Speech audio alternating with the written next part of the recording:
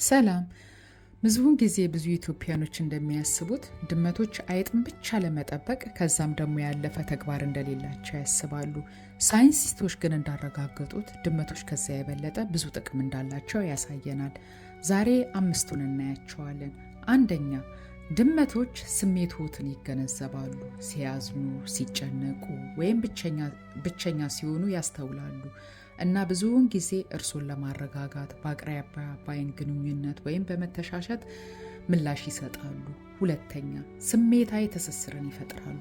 ድመቶች የሚወዷቸውን ሰዎች ይመርጣሉ እና ለነሱ ታማኝ ሆነው ይቆያሉ። አንዳንዶቹ በር ላይ ይጠብቃሉ። ሲመጡ ሚያውና በመተሻሸትም ቢሆን ደስታቸውን ይገልጻሉ። ሶስተኛ፣ ድመቶች ብቸኝነትና ድብርትን ለመቋቋም ይረዳሉ።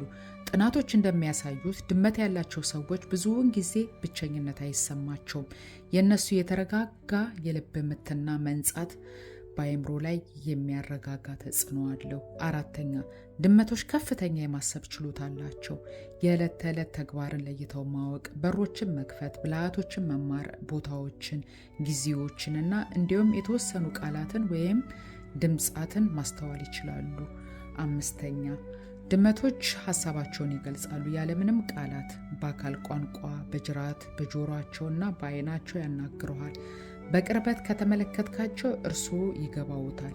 ድመቶች ብዙ ጊዜ ይናገራሉ ያለምንም ቃላት።